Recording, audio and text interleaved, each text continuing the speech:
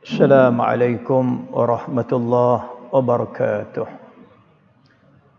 الحمد لله والصلاة والسلام على رسول الله وعلى آله وأصحابه أجمعين. سبحانك لا علم لنا إلا ما علمتنا إنك أنت العليم الحكيم ولا حول ولا قوة إلا بالله العلي العظيم. قال الله تعالى في القرآن الكريم: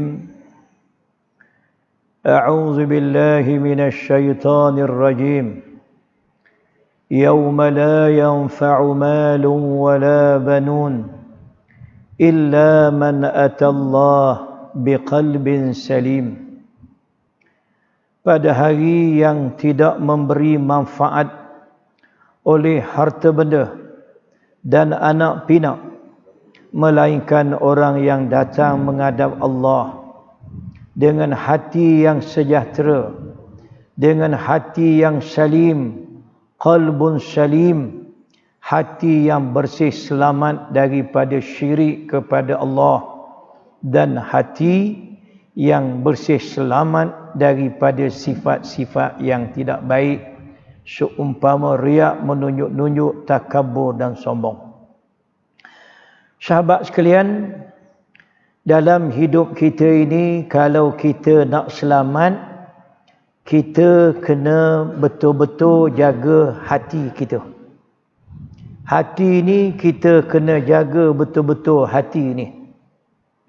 Kalau hati kita tak jaga, maka kita akan jadi rosak dalam kehidupan kita. Sebab itu dalam ayat yang kita sebut tadi, Allah menyebut pada hari yang tidak memberi guna manfaat oleh harta benda, melainkan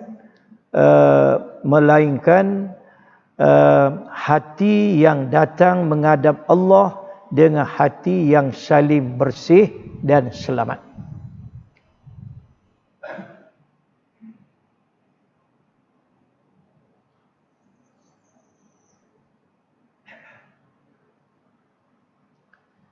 Sahabat sekalian,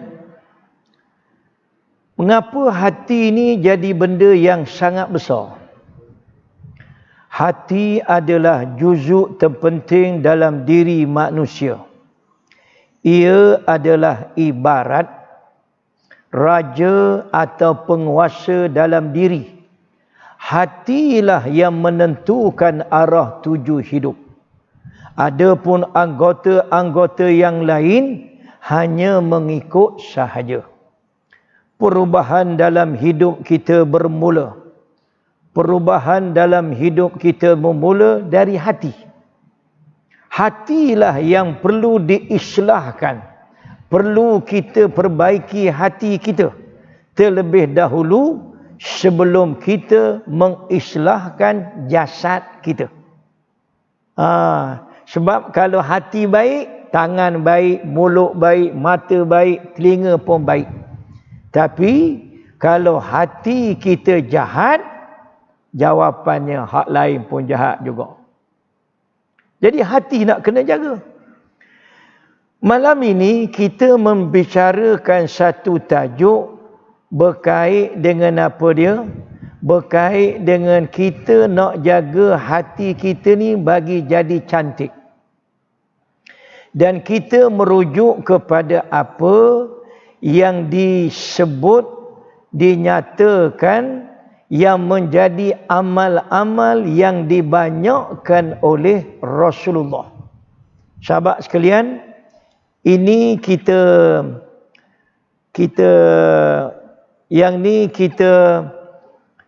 follow apa yang Nabi kita buat. Antaranya apa? Amal-amal yang dibanyakkan oleh Rasulullah. Amal-amal yang dibanyakkan oleh Rasulullah. Yang pertama, banyakkan zikrullah, ingat Allah. Dalam siri-siri kuliah online live kita duk bincang tajuk inilah. Banyakkan zikrullah. Dua, banyakkan tilawatul Quran. 3. Banyakkan istighfar. 4. Banyakkan selawat pada Nabi SAW. 5. Banyakkan zikrul maut. 6. Banyakkan memberi sebar salam. 7. Banyakkan melazimi majlis ilmu. 8. Banyak berdoa, bermunajat dan mengadu hal kepada Allah. Yang kita nak bincang ni hak nombor 3. Yang kita nak bincang ini ialah yang nombor 3. Apa yang nombor 3? Yang nombor 3 itu ialah banyakkan istighfar, memohon keampunan kepada Allah. Ini yang kita nak cari ni. Dalam hidup kita, kalau kita dapat yang ni, itulah yang terbaik dalam hidup kita. Masih ingat ayat yang selalu kita baca? A'udzu billahi minasyaitonir rajim. Qul in kuntum tuhibbunallaha fattabi'uni yuhibbukumullah wa yaghfir lakum dzunubakum wallahu ghafurur rahim. Katakanlah wahai Muhammad, jika kamu benar-benar mencintai Allah, kalau kamu semua ni benar-benar mencintai Allah, ikutlah aku, ikut Rasulullah. Apa dapat? Nescaya Allah mengasihi dan mengampuni dosa-dosa kamu sekalian. Dan Allah Maha Pengampun lagi Maha Penyayang.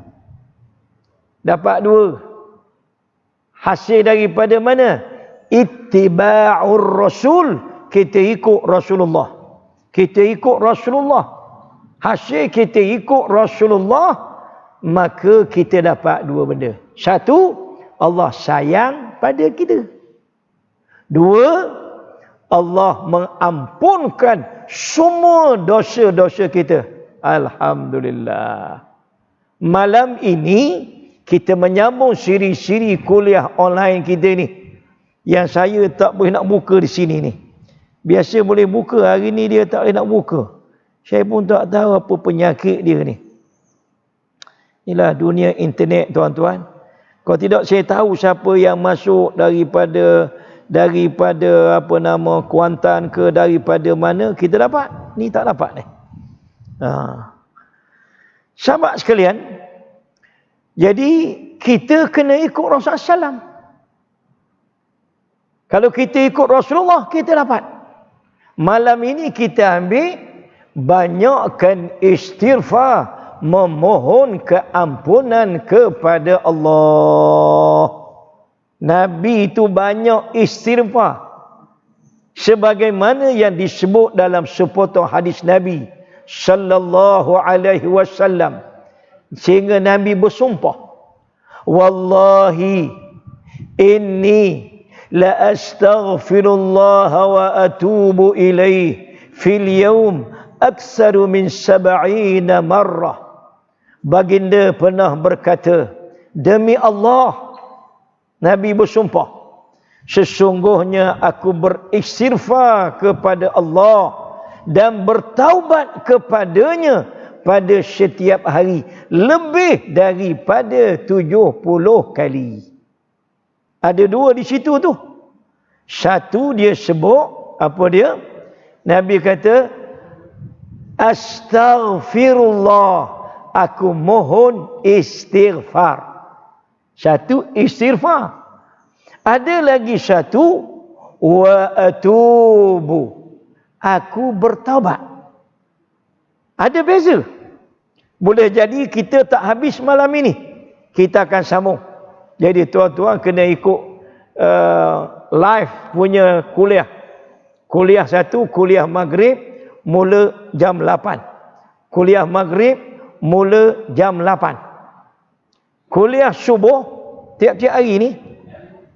Kuliah subuh kita mula bila? Kita mula pada pukul 6.30, 1 minit pagi.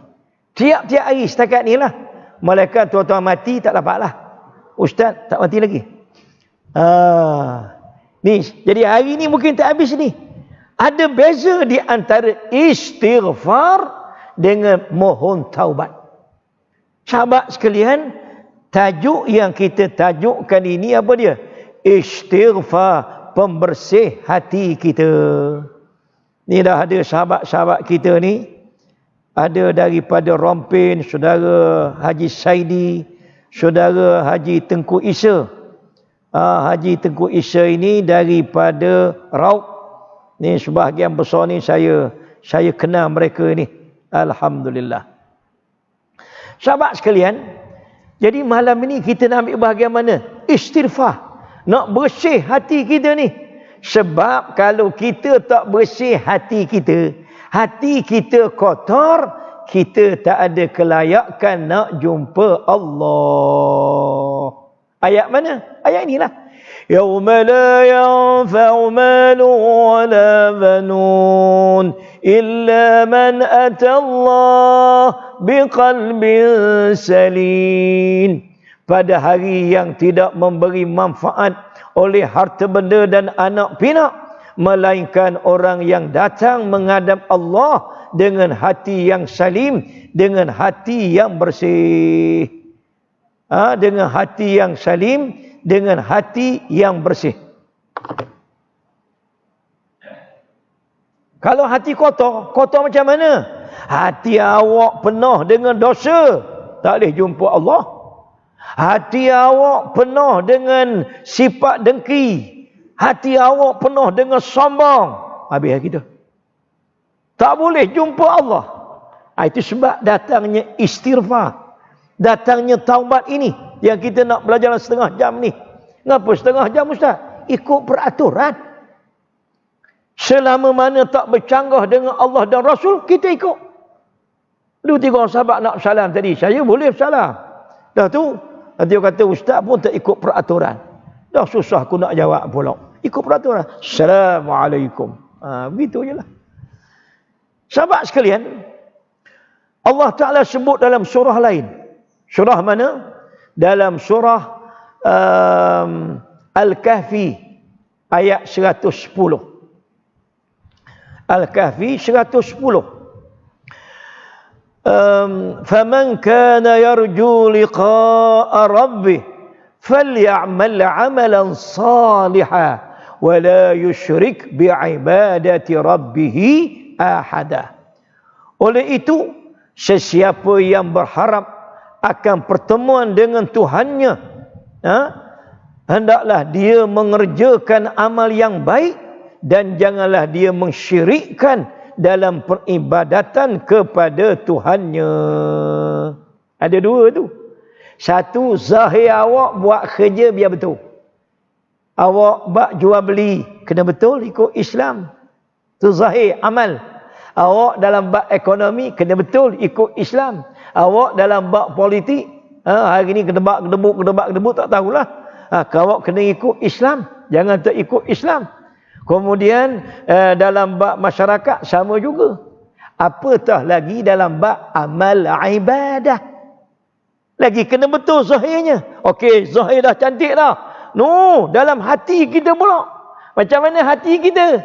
Awak ikhlas ke tidak? Hati awak ni hati yang berdosa tak? Asimun qalbuh, hati yang berdosa. Kalau berdosa, tak layak jumpa Allah. Wal-ayazubillah. Jadi jaga dua lah. Jaga zahir, amal biar betul. Dan jaga batin hati kita sama juga. Biar ikhlas, jangan ada syirik, jangan ada menunjuk-nunjuk. Sahabat yang saya kasih sekalian, maka dia ajar kepada kita. Marilah kita benar-benar menjaga hati kita ini. Supaya hati kita ini benar-benar bersih. Ustaz, tak boleh bersih Ustaz. Betul, saya setuju. Tak boleh bersih 100%. Maka di antara tanda kasihnya Allah kepada kita, di situlah datangnya sifat pengampun Allah. Allah sifat pengampunnya ada, yang beri peluang kepada kita. Sebanyak mana dosamu, wa yaghfir lakum zunubakum, Allah akan ampunkan dosamu. Allah ampun dosa kita. Subhanallah. Allah boleh ampun dosa kita. Syarat yang paling besar, jangan sampai jadi syirik, kafir, murtad. Itu syarat besar lah yang tu.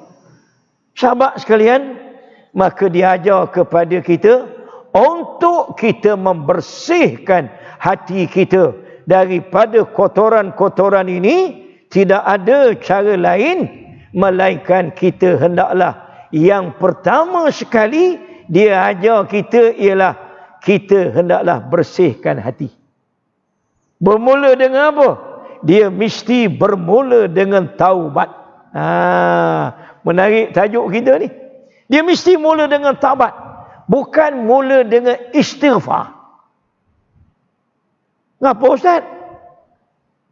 Taubat untuk orang hidup. Kau dah mati, tak boleh nak bertaubat lagi. Istighfar, walaupun dah mati, boleh kita minta ampun Allah untuk dia? Boleh. Taubat? Tak boleh. Taubat awak sendiri. Taubat ada masa. Nyawa dah sampai ke halkum, awak tak taubat lagi, Tuhan tak terima dah.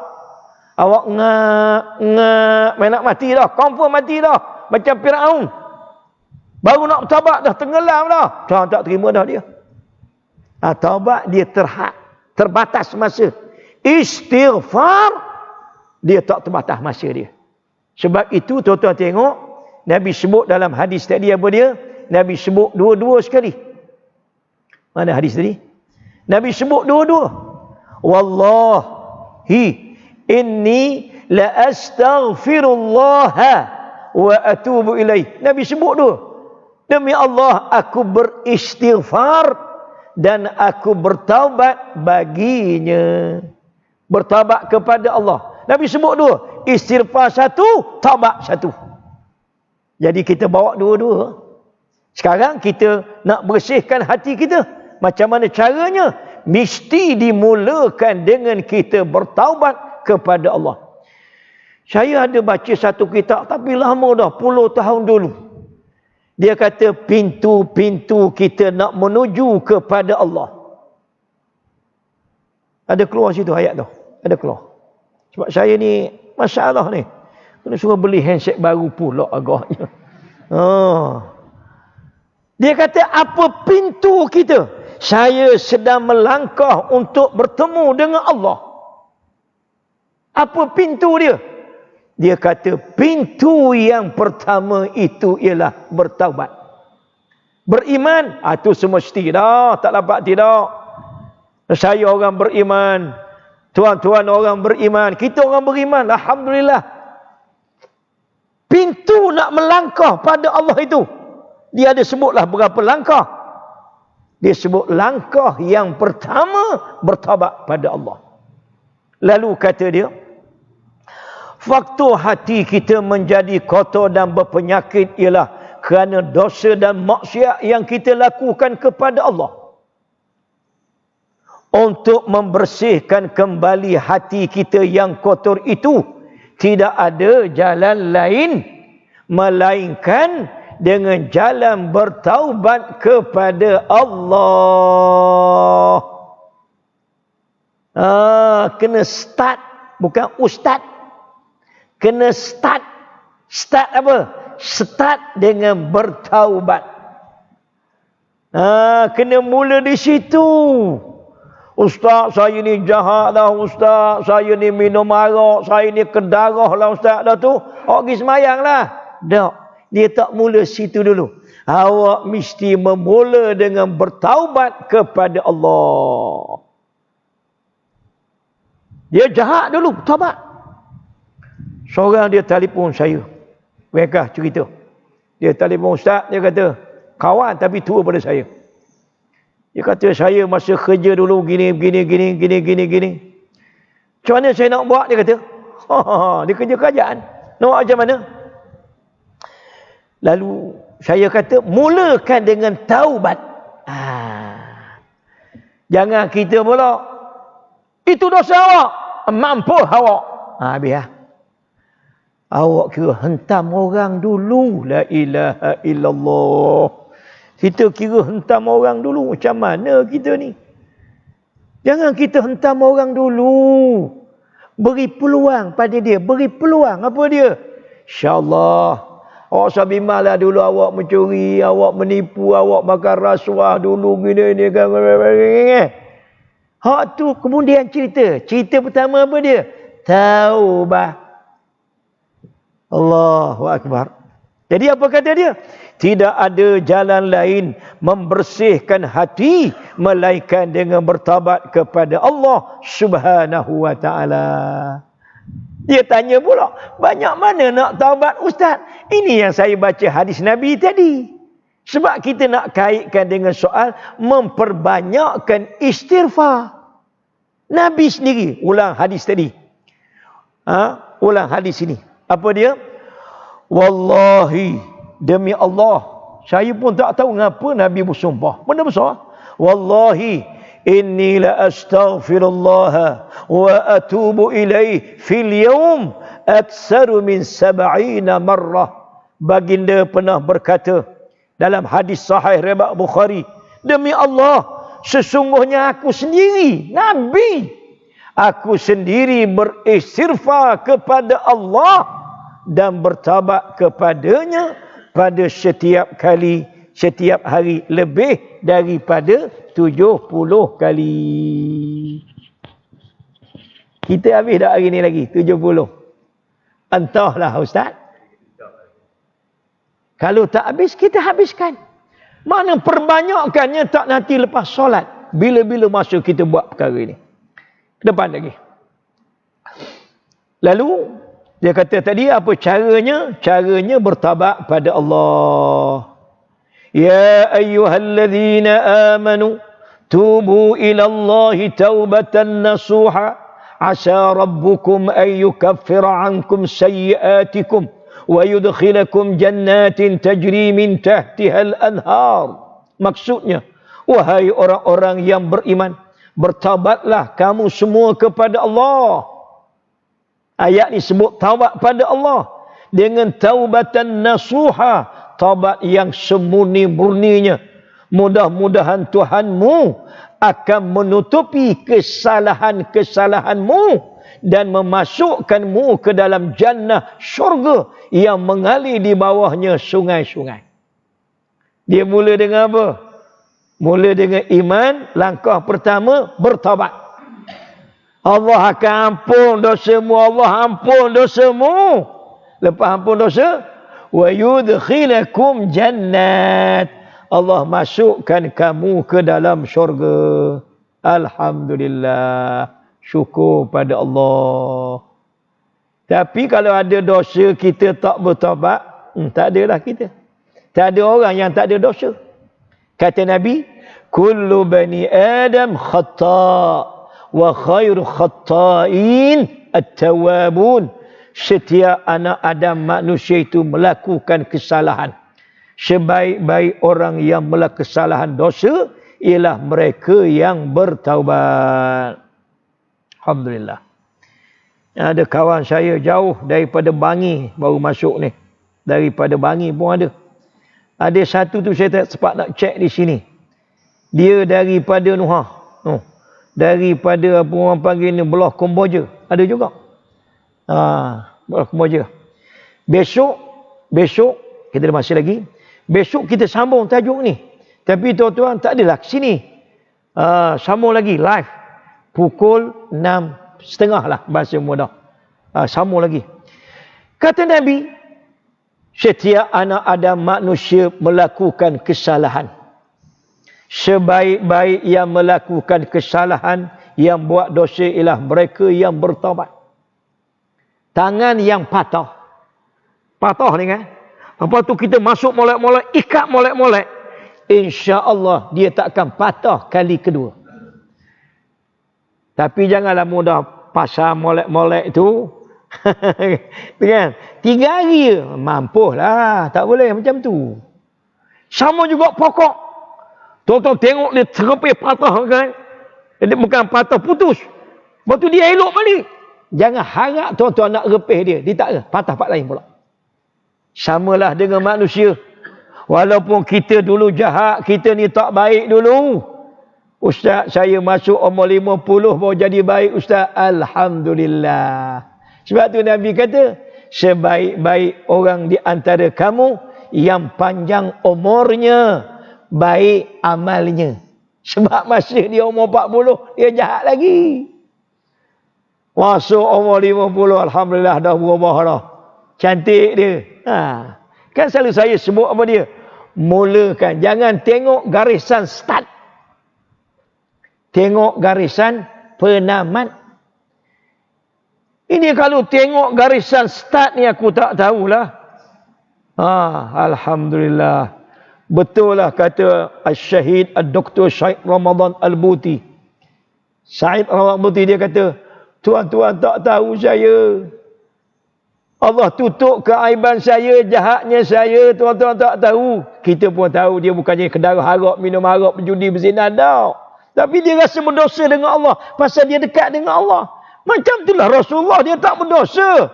Tapi Nabi kata, aku beristighfar. Aku bertaubat pada Allah. Nabi tak berdosa. Kenapa dia? Tingginya tahap kehambaan pada Allah, dia rasa berdosa. Walaupun tak berdosa. Ini kehebatan. Maka sahabat sekarang kata Syekh Ramadi, tak payahlah cium tangan saya. Tak salah cium tangan saya. Jangan cium tangan, tak payah. Nampak tak? Kita ni semua ada salah, tuan-tuan. Alhamdulillah, siapa malam ini kita dah jadi orang baik. Alhamdulillah. Tak payah lagi cerita ke orang pula. Ke depan lagi.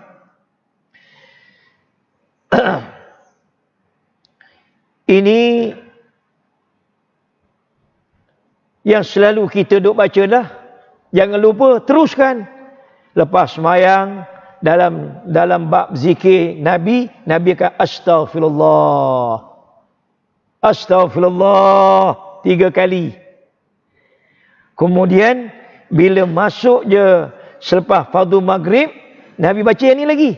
Allahumma inni as'alukal jannah. Ya Allah, aku minta syurga, ya Allah. Allahumma ajirni minan nar. Ya Allah, lindungi aku daripada api neraka. Berapa kali baca yang kita dah belajar? Kam 7 kali. Dalam siri-siri kuliah online dah sebut dah. Zikir, Rasul lepas sembahyang. Nabi baca ni. Cuma yang Allahumma ajirni minan nar. Ya Allah, lindungi aku daripada api neraka. Tidak datang daripada hadis sahih. Hadis juga. Tapi tak duduk tahap hadis sahih. Sahabat sekalian, baca. Saya pun baca. Mudah-mudahan kata Nabi, kalau kau baca ini, masuk subuh membaca Allahumma ajirni minan nar. Ya Allah, lindungi aku daripada api neraka. Tuan-tuan kalau nak tengok ni, tuan-tuan kena rujuk saya punya siri kuliah 2-3 hari lepas. Tajuk dia, zikir selepas solat. Zikir Nabi. Ada saya sebut perkara ini. Bayangkan Nabi kata, kalau kau mati hari ini, sebab saya baca tadi, maghrib tadi, mati malam ini, kataballahu laka. Allah tulis pada awak apa dia? Jiwaram minan nar. Awak dilindungi dari api neraka. Allah tulis. Bacalah. Maghrib 7 kali. Subuh 7 kali. Baca. Sebelum bercakap dengan mana-mana manusia. Ada ulama kata, sebelum awak kalih itu, kalih tempat duduk tu, baca dulu. Baca dulu yang tu hak mana? Kalau subuh, terus baca. Allahumma ajirni minan nar. Kalau maghrib, ambil hak biru tu satu. Allahumma inni as'alukal jannah. Ya Allah, aku minta syurga maghrib. Tambah lagi satu tadi. Allahumma ajirni minan nar. Sahabat sekalian, kita sentiasalah memohon keampunan kepada Allah Subhanahu wa taala. Apa maksud taubat? Sebab dia tak boleh mula dengan istighfar, mesti mula dengan taubat. Taubat bermaksud kita kembali kepada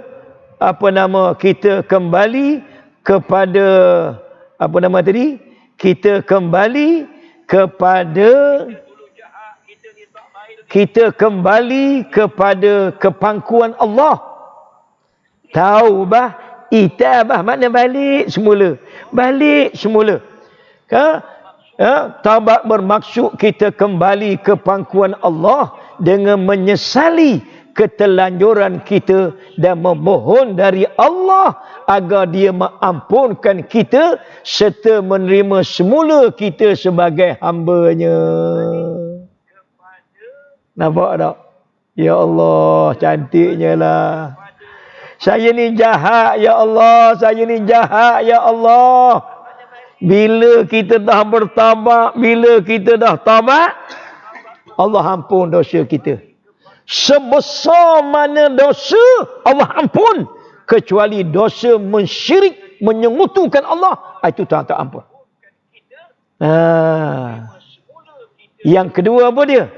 Yang kedua, Allah menerima semula kita sebagai hamba-Nya. Terima kasihlah ya Allah. Terima kasihlah ya Allah. Macam mana sahabat sekalian? Allah terima kita sebagai hamba-Nya. Bila dah jadi terima sebagai hamba-Nya, ya ayyatuhan nafsul mutmainnah irji' ila rabbika radiyatan mardiyah fadkhuli fi ibadi. Masuklah di kalangan hamba-hambaku. Dia dah terima jadi hamba-Nya. Wadkhuli jannati, masuklah syurgaku. Insya-Allah subuh besok online, sahabat sekalian, kita akan pergi kepada bahagian mana syarat-syarat Allah Ta'ala menerima taubat kita. Kita sambung besok pula lah. Subuh besok online. Tuan-tuan pergi ke internet. Tuan-tuan pergi situ. Nanti insya-Allah kita sambung tajuk ini. Taubat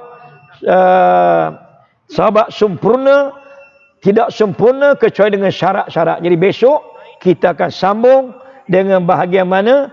Dengan bahagian berkait dengan syarat-syarat taubat kita diterima oleh Allah Subhanahu wa taala. Mari sahabat-sahabat sekalian, kita tangguhkan majlis kita dengan sama-sama membaca tasbih kafarah dan juga suratul Asr. Bismillahirrahmanirrahim. Subhanakallahumma bihamdika ashhadu an la ilaha illa anta astaghfiruka wa atubu ilaik. Wassalamualaikum warahmatullahi wabarakatuh. Besok jangan lupa pukul berapa? Pukul 6.30 pagi. Live langsung. Insya-Allah. Terima kasih pada semua yang memberi sokongan kepada saya dalam menjayakan majlis ini.